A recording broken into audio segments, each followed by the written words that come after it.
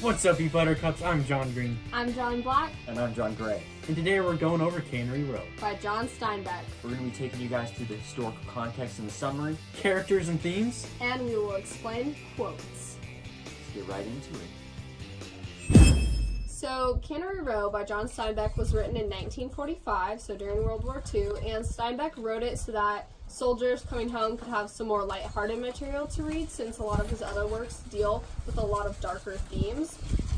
Cannery Row is set in the Great Depression, the 1930s, in Cannery Row, Monterey Bay, and it covers the lives of its inhabitants there. Alright, so to start off the summary, I'm going to run you guys through just some of the places in Cannery Row because if you don't keep them all organized, it can get a little confusing. So the first place that's introduced in the novel is going to be Lee Chong's grocery store. The way that Steinbeck explains it is that you can buy anything there except for female companionship, which can be found right across the street at the Bear Flag restaurant. Another important place that's going to come in later in the novel is going to be the Palace Flophouse, which is where Mac and the boys will be staying. And then finally, there's the laboratory, which is where Doc spends most of his time. Alright, so just two more important things to keep in mind while we go through the summary. One of them is going to be that only every other chapter is going to actually contribute to the theme throughout the novel, and then the chapters that are going to fill in are just going to be short little vignettes in which Steinbeck explains specific characters and important events that don't necessarily have a direct correlation or don't necessarily affect the main plot. And then the second one, John Black is going to explain. Steinbeck really wrote the novel to capture a feeling rather than a plot, so as you read through, it doesn't feel like there's any particular story happening, rather emotions of this town and its inhabitants. Like, it's the people's lives he's explaining, not the way they lived them. Alright, now we're going to be going over the list of the main characters. First up, we got Lee Chong. He's described as being frugal, he's good-hearted, and he's the owner of the grocery store. Then we got Dora, the owner of the Bear Flag. She's a local madam, she's flamboyant, but she's very strict. Then we got Doc, who's the mentor and role model to Mac and the gang, and he's a biologist. We got Frankie, he's mentally handicapped. He's a young man who loves and admires Doc, but he's locked up for stealing something from him. Then Henry, who is an artist, he's always been working on a boat that he will never finish because he's afraid of the ocean, but he's good friends with Doc. Then we got Mac and the boys, which we're going to go into greater detail in later. Alrighty, so the first main problem in the novel is that Mac and the boys, after years of being homeless and wandering around, are looking for a place to stay. So with this problem, they turn to Lee Chong. Lee Chong has recently acquired a fish meal shack, and he allows the boys to stay in it, knowing that if he denies the request, they will vandalize the shack. So the boys spend a lot of time and hard work kind of making this place their home. They steal a lot of furniture and even move an oven into the place. And one day, while they're outside observing Doc collect a specimen, they realize that Doc deserves a reward for all that he's done for the community. So they decide to throw a party for him. The only problem with this is that they have no way to fund it. So they make a deal with Doc that for every frog they collect for him, Doc will pay them 5 cents, and this is how they will fund the party. So Lee Chong allows them to borrow his truck, and they get on their way to a pond that they have known of that has given them some success in catching frogs in the past. So after eventually arriving at the pond, the boys settle down and kind of create a little camp for themselves. And while they're there, the owner of the land approaches them, and he's quite angry because it's private property. And so Mac, however, is a very swift talker, and eventually the owner invites them to stay at his house. And after a very successful night of catching the frogs, the owner even rewards them with one of his newly born pups. Alright, so Mac and the boys luckily have gathered enough frogs and enough resources to now fund their party for Doc.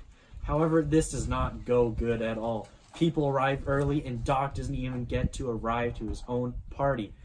Instead, he arrives home to a house that is trashed, and he grows very angry with Mac and the boys, and they just stop speaking to each other. Along with this, other horrible things start happening at Cannery Row, such as the influenza epidemic. and the whole town kind of stops. Things start to pick up again, though, and the boys repair their relationship with Doc.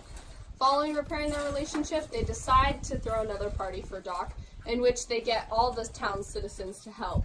By getting everyone to work together, they are able to throw an awesome party for Doc, in which nothing gets broken and everyone has a good time. Doc is very satisfied with this, and everyone ends on good terms.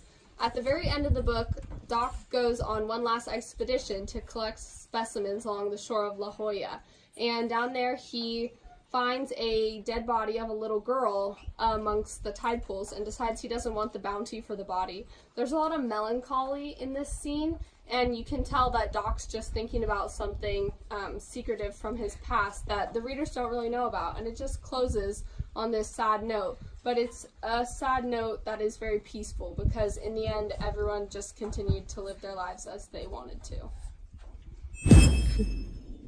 2 generations of Americans knew more about the fourth coil than the clitoris, about the planetary system of gears than the solar system of stars. All right, so this first quote, I think that it explains a lot about the comedic, playful nature of the novel, and really shows that Steinbeck was using this novel as a way to pick people's spirits up during the obviously hard times of the Great Depression.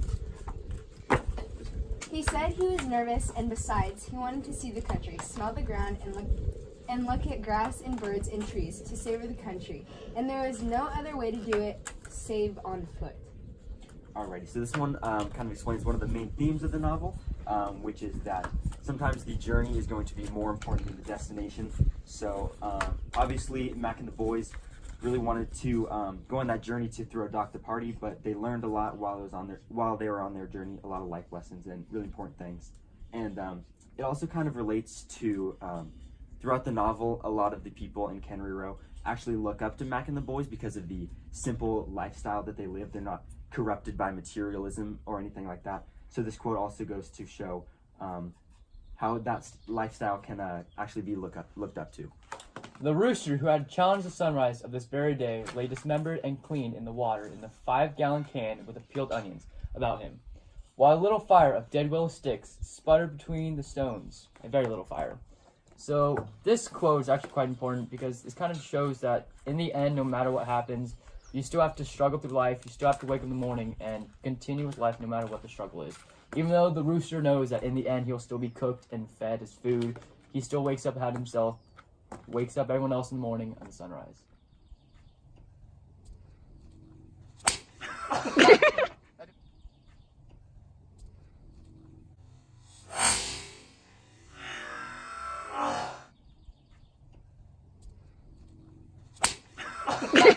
That didn't hurt.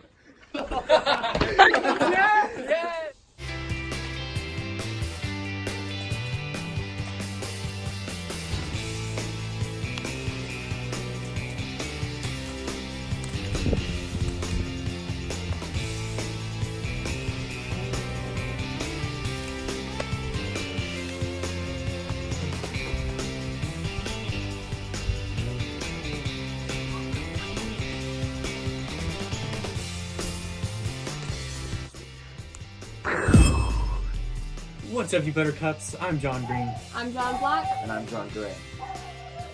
and Lotus, I'm going to kill you. Oh! Bad timing! No! We're trying to film! You don't care about it.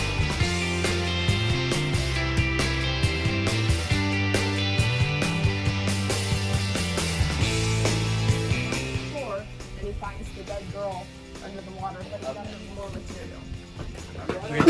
Next party, and this time. Well, maybe that could be like your second part, because like summer's a lot, so Yeah. you split it into only 3 chunks. That's gonna be a lot. That's gonna be like a full minute of us talking. Yeah. All right, so I can talk about all of that. What am I going to talk about? TA, So I'm going to say. how you feeling today? After the frog hunt, they'll send you a resource. Luckily, It's a beautiful day out here.